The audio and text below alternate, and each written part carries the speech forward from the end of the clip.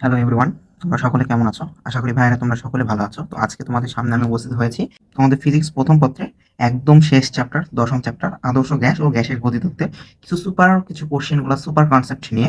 তো এই কোশ্চেনগুলো আমি সলভ করাবো। এই টাইপগুলো সলভ করলে দেখবা যে এই চ্যাপ্টার থেকে তোমাদের জন্য এগ্রিগুচ্ছ, বিশেষ করে এগ্রিগুচ্ছ এবং তাছাড়াও বিভিন্ন ইউনিভার্সিটিতে কি কি টাইপের কোশ্চেনগুলো আসে, তোমরা এই সিরিজগুলো কমপ্লিট করলে তোমরা বুঝতে পেরে যাবা। ঠিক আছে?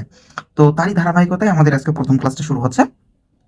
তো আগে দেখি এক নম্বর টাইপটা কোন টপিকটার উপরে। ঠিক আছে, দেখো কোশ্চেনটা একটু পড়ো আগে।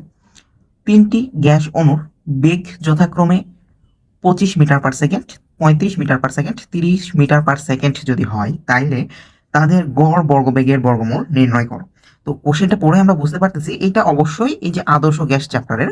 এবং আদর্শ গ্যাসের যদি একটি সুনির্দিষ্টভাবে টপিকের নাম বলতে চাই তাহলে বলবো টপিকটা হচ্ছে মূল গড় বর্গবেগ,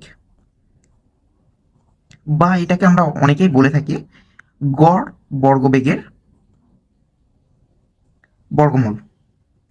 ঠিক আছে, তো যদি ইংলিশ টার্মটা একটু দেখতে চাও তাহলে বলবো হচ্ছে রুট মিন স্কোয়ার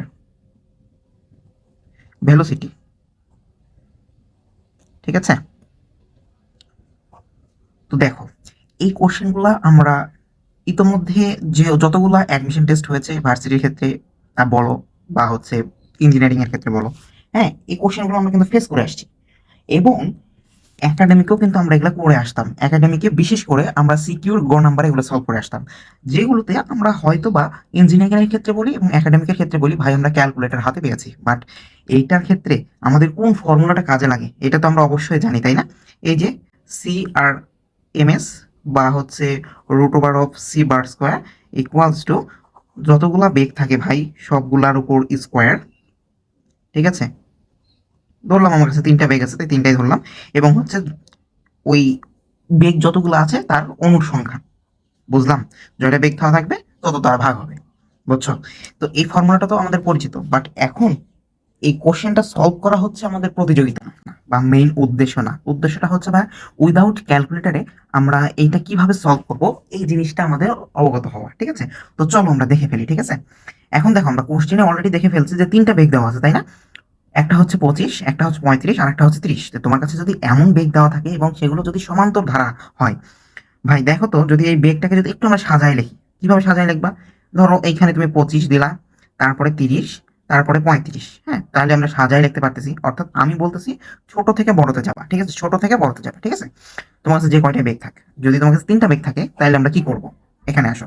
আর আরেকটা কথা বলবো যে সাধারণত অ্যাডমিশন টেস্টে যখন তোমরা এই যে উইদাউট ক্যালকুলেটরে সলভ করতে যাবা, তোমাদের কাছে এই সাধারণত তিনটাই দেওয়া হয়, হয় দুইটা না হয় তিনটা। তিনটার বেশি সাধারণত দেওয়া হয় না। ঠিক আছে, তো আজকে আমরা দেখবো ভাই তিনটা হলে কি হবে। হুম, এর পরবর্তীতে হয়তো বা যদি মনে হয় যে দুইটা হলে কি হবে, দুইটা হলে অলরেডি তোমরা পারবা, ওটা হচ্ছে হ্যান্ড ক্যালকুলেশনই করা যায়। বাট হচ্ছে আমরা একটু আগে দেখি যে হচ্ছে তিনটা থাকলে কি হয়। ঠিক আছে, এটার জন্য আমরা অনেকেই হয়তো ভীতি, ভয় ভীতির মধ্যে থাকি যে তিনটা হইলে উইদাউট ক্যালকুলেটর ভাই তো অনেক বড় জিনিস। বাট না ভাই, তুমি দেখো জাস্ট 2 সেকেন্ড ট্রিকির মাধ্যমে হয়ে যাবে। ঠিক আছে, প্রথমে কি বললাম, ছোট থেকে বড় পর্যন্ত সাজাবো। ঠিক আছে, এখন দেখো সাজানোর পর কি হবে, তুমি মাঝখানে যেটা পাবা, ঠিক আছে, আনসারটা হবে তোমার ওই মাঝখানের থেকে একটু সামথিং বড়। অর্থাৎ মাঝখানের ভ্যালুটা কত, 30, তোমার জন্য আনসার হবে 30 পয়েন্ট ধরলাম সামথিং, অর্থাৎ 2 মিটার পার সেকেন্ড। ঠিক আছে, তুমি ভাই যদি এটা বিশ্বাস না হয়, প্রতিটা কোশ্চেনের ক্ষেত্রে এটা অ্যাপ্লিকেবল। ঠিক আছে, তোমার যদি এটা বিশ্বাস না হয় তুমি ভাই এইখানে একাডেমিকের মতো বা হচ্ছে ইঞ্জিনিয়ারিং পাবলিকেশনের মতো তুমি কি করো, এই যে C1 স্কোয়ার অর্থাৎ 25-এর উপর স্কোয়ার দিবা, 30-এর উপর স্কোয়ার দিবা, 35-এর উপর স্কোয়ার দিবা, দেন হচ্ছে 3 দ্বারা ভাগ করবা, দেন হচ্ছে রুট দিবা, তুমি এখানে মান পেয়ে যাবা 30.3 মিটার পার সেকেন্ড। ঠিক আছে, তো আমার জন্য এখন যেহেতু উইদাউট ক্যালকুলেটর আমাদেরকে সলভ করতে হবে, এবং ভাই বিশেষ করে আমি এমসিকিউ যেহেতু আমরা সলভ করতেছি, তো আমি বলবো ভাই ট্রিকের মাধ্যমে যদি আমরা সলভ করতে পারি তাহলে তো আমাদের জন্য খুবই অল্প সময় লাগবে। তো এই জন্য দেখো আমি আবারও ট্রিকটা দেখাই দিচ্ছি। প্রথমে ছোট থেকে বড় পর্যন্ত সাজাবো। আচ্ছা, সমান্তর ধারা এই জিনিসটা হয়তো অনেকেই বোঝো না। হয়তো তোমার কাছে তিনটা বেগ দেওয়া হচ্ছে, সমান্তর ধারা বলতে কি বোঝাচ্ছে? দুইটা বেগের মধ্যে পার্থক্য, এই যে দ্বিতীয় যে বেগ আছে এবং প্রথম বেগের যে পার্থক্য, আবার তৃতীয় যে বেগ আছে এই বেগের সাথে দ্বিতীয় বেগের পার্থক্য সমান হবে। অর্থাৎ 30 থেকে 25 বাদ দাও 5 হয়, 35 থেকে 30 বাদ দাও তাতেও 5 হয়। এই ব্যবধান যদি সমান হয় তাহলে আমরা সেটাকে বলবো যে ভাই সমান্তর ধারাতে আছে। বুঝছি?